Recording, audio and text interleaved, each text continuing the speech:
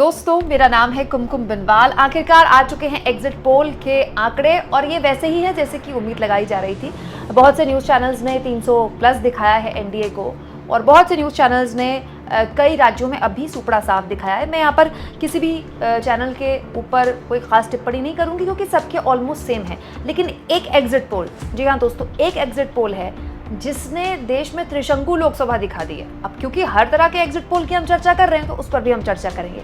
इसके अलावा एक और सवाल इन तमाम एग्जिट पोल्स के एवरेज को देखकर उठता है दोस्तों कि अगर 350 प्लस एनडीए जा रहा है तो फिर ये जो इतने दिनों से हर कोई, चाहे वो गोदी मीडिया के एंकर हों, गोदी मीडिया के रिपोर्टर हों, यूट्यूब के पत्रकार हों, फील्ड पे उतरे हुए लोग हैं, हर कोई ये कह रहा है, अंग्रेजी के पत्रकार, हिंदी के पत्रकार, की कोई लहर नहीं है।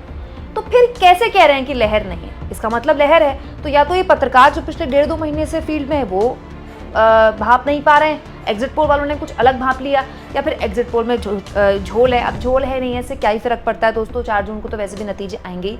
अब जैसे एनडीटीवी का आप देखिए, एनडीटीवी कहता है 350 सीटें एनडीए को, 350 सीटें एनडीए को एनडीटीवी कहता है। इंडिया न्यूज़ डी डायनेमिक्स कहता है एनडीए को 371 सीटें, सीधे 371 सीटें। रिपब्लिक भारत ने तो 2 एग्जिट पोल कराए। रिपब्लिक भारत, एक ही चैनल ने, रिपब्लिक टीवी ने, अर्नब गोस्वामी की 2 एग्जिट पोल कराए हैं। अंग्रेजी वाले ने कराए हैं तो अंग्रेजी वाले ने दिया है 359 सीटें एनडीए को, और रिपब्लिक भारत हिंदी चैनल ने जो रिपब्लिक के कराए वो 353 से 368 सीटें। तो बहुत से सवाल है दोस्तों कि जो लोगों के मन में आया होगा कि 300 प्लस जब जा ही रहा है एनडीए तो इसका मतलब तो लहर चल रही थी, और अगर लहर चल रही थी तो फिर इतनी घबराहट, इतनी छटपटाहट क्यों थी? तो ये दोनों चीज़ें वैरी नहीं कर रही हैं। खैर, एक एंटरटेनमेंट के तौर पर ही एग्जिट पोल लिए जाते हैं तो उसी की तरह हम भी ले रहे हैं। लेकिन कुछ चीज़ें जो एग्जिट पोल से निकली हैं दोस्तों, महाराष्ट्र को लेकर लगातार बातचीत हो रही थी कि महाराष्ट्र में भयानक डेंट पड़ेगा एनडीए को, बीजेपी को, और वो डेंट पड़ता दिखाई दे रहा है। देखिए, एबीपी सी वोटर का सर्वे बताता है कि महाराष्ट्र की 48 सीटों में एनडीए को 22 से 26 सीटें मिलेंगी और इंडिया गठबंधन को 23 से 25 सीटें। मतलब कितना बड़ा डेंट है, ऑलमोस्ट यहाँ 50% बराबरी वाली स्थिति। अब आप ये सोचिए दोस्तों कि जब एग्जिट पोल, गोदी चैनल्स के एग्जिट पोल ये आंकड़े दिखा रहे हैं कि बराबर की स्थिति है, तो फिर क्या स्थिति जमीन पे हो सकती है? महाराष्ट्र में यहाँ पर कांटे की टक्कर दिखाई गई है। इसके अलावा एक और आंकड़ा दोस्तों, राजस्थान को लेकर जो कहा जा रहा था कि क्लीन स्वीप इस बार नहीं कर पाएगी, एक्सिस माइंड ने भी बताया कि राजस्थान में क्लीन स्वीप नहीं कर पाएगी बीजेपी, और एबीपी न्यूज़ के सर्वे ने भी बताया कि राजस्थान में बीजेपी क्लीन स्वीप नहीं कर पाएगी। दिल्ली में भी कोई भी एग्जिट पोल क्लीन स्वीप नहीं बताता, कोई 1 सीट देता है इंडिया गठबंधन को, कोई थोड़ी ज़्यादा देता है, लेकिन क्लीन स्वीप नहीं बताता। इसके अलावा दोस्तों हरियाणा में भी एग्जिट पोल्स लगभग ऐसे ही आंकड़े दे रहे हैं। वहीं आज तक एक्सिस माइंडिया ने झारखंड की 14 सीटों में से 4 में से 6 इंडिया गठबंधन को दी हैं और एनडीए को 8 में से 10, यानी कि इस राज्य में भी पिछले लोकसभा चुनाव से इस लोकसभा चुनाव में एनडीए को नुकसान है।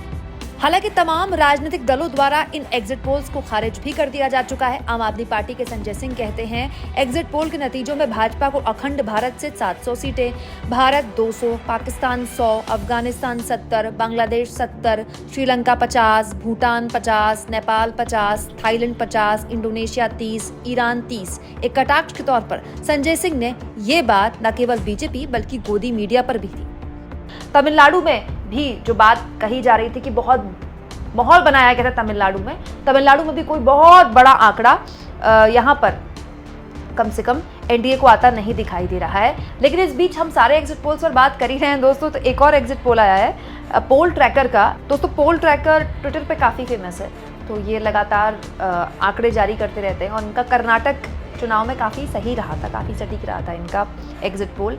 इनका एग्जिट पोल कहता है कि एनडीए को 229 सीटें से लेकर 268 सीटें, मतलब 229 से 268 एनडीए को मिल सकती हैं, और इंडिया गठबंधन को 237 से लेके 273, मतलब इनके हिसाब से, पोल ट्रैकर के हिसाब से त्रिशंकु लोकसभा बन सकती है। तो बड़े कंफ्यूजिंग से आंकड़े हैं। तो बाय एंड लार्ज कहा जा सकता है कि जिस तरह का अंदेशा था गोदी चैनल्स किस तरह के आंकड़े दिखाएंगे, आंकड़े कुछ कुछ वैसे ही हैं, लेकिन इन आंकड़ों की मतलब एक दरी के नीचे, अंडर द कार्पेट कहते हैं ना, जो अंडर द कार्पेट अगर आप कुछ चीज़ें उठाएं तो चीज़ें वही हैं। जैसे बिहार में भी एक्सिस माइंडिया भीषण नुकसान के एनडीए को नुकसान की बात कह रहा है। 40 सीटें हैं बिहार में। एक्सिस माई इंडिया बताता है कि बीजेपी को 13 से 15 सीटें मिलेंगी, जेडीयू को 9 से 11 सीटें मिलेंगी और आरजेडी को 6 से 7 सीटें मिल सकती हैं, कांग्रेस को 1 से 2 सीटें मिल सकती हैं। और कुल मिलाकर पिछली बार से इस बार में इंडिया गठबंधन अपना टैली बढ़ाएगा। तो ये बात तो माननी पड़ेगी कि लगातार जो बातें कही जा रही थी कि इस राज्य में डेंट है, राजस्थान में क्लीन स्वीप नहीं हो पा रही है, बिहार में डेंट है, इसके अलावा तमिलनाडु में जो उम्मीद थी बीजेपी को उतनी सीटें नहीं मिल पा रही हैं। लेकिन बाय एंड लार्ज अगर हम इस एग्जिट पोल को नतीजों के बराबर मान लें, थोड़ा जल्दबाजी होगा, लेकिन हाँ, अंडर द कार्पेट जैसा कि मैंने कहा, एक अनुमान लगाया जा सकता है कि अगर यही आंकड़े हैं तो इसमें कितना प्लस माइनस हो सकता है। हालांकि हाल के सालों में एग्जिट पोल जबरदस्त तरीके से गलत भी साबित हुए हैं और बहुत से एग्जिट पोल हैं जो सही भी साबित हुए हैं, राज्यों के एग्जिट पोल। लेकिन जैसा कि हर कोई कह रहा था कि चुनाव में कोई लहर नहीं है और प्रेडिक्ट करना बड़ा मुश्किल था, और इस बार भी जब एग्जिट पोल सारे चैनल्स के मैं देख रही थी तो सारे जितने भी एग्जिट पोल एक्सपर्ट्स थे जिन्होंने एग्जिट पोल किए, सब यही कह रहे थे कि बड़ा ट्रिकी चुनाव था, लोग बात कम कर रहे थे।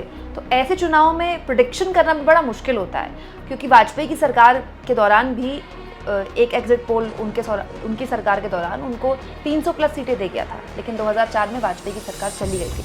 तो हालांकि फिर भी अभी कुछ कहना जल्दबाजी नहीं होगा, हो सकता है कि एग्जिट पोल सही साबित हो जाए। लेकिन जिन राज्यों में डेंट की बात पिछले कई दिनों से हो रही थी, उन राज्यों में डेंट तो पड़ा है।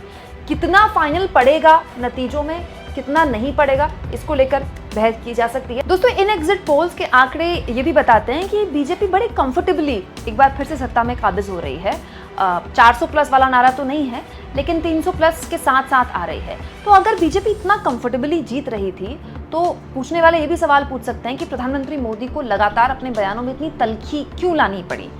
मतलब मंगलसूत्र, मटन, मछली, मुजरा, मुसलमान, तो ये इस तरह की तल्खी पीएम मोदी को क्यों लानी पड़ी। या फिर कहने वाले ये भी कह सकते हैं कि इस तरह के बयानों की वजह से ही एक बार फिर से बीजेपी के साथ जनता गोलबंद हुई, लामबंद हुई। अब एनालिसिस हर तरह का किया जा सकता है दोस्तों।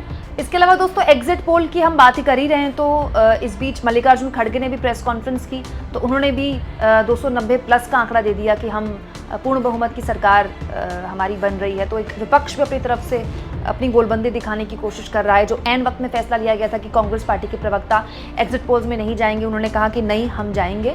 और आज कांग्रेस पार्टी के प्रवक्ता मजबूती से एग्जिट पोल में अपनी पार्टी का एक तरह से स्टैंड भी रख रहे हैं। तो बड़ा सवाल ये है कि आपके हिसाब से कौन सी स्थिति लोकसभा चुनाव में बनती दिखाई दे रही है, क्योंकि एग्जिट पोल तो उसी दिशा में जाते दिखाई दे रहे हैं जिस दिशा में ओपिनियन पोल जाते दिखाई दे रहे हैं। लेकिन एग्जिट पोल एक आइडिया हमको देते हैं कि जिन राज्यों में नुकसान की बात थी, चाहे वो महाराष्ट्र में नुकसान बताते हैं सारे एग्जिट पोल, बिहार में नुकसान बताते हैं, झारखंड में नुकसान बताते हैं, राजस्थान में नुकसान बताते हैं। तो फिर अगर ये नुकसान कहीं ऐसा तो नहीं कि एग्जिट पोल कम आंक रहे हैं और नुकसान थोड़ा बड़ा है, और अगर नुकसान बड़ा भी है तो फिर अगर 4 से 5% के वोट शेयर का भी फर्क होता है तो 4 से 5% के वोट शेयर में तो बहुत फर्क आ जाता है। दोस्तों, आप इस मुद्दे पर क्या सोचते हैं कमेंट बॉक्स में जरूर लिखें, और जितना हो सके दोस्तों चैनल को शेयर करें, सब्सक्राइब करें, और थैंक्स फॉर ज्वाइन के ऑप्शन से अगर आप चाहें तो कुछ आर्थिक मदद भी चैनल की जरूर करें।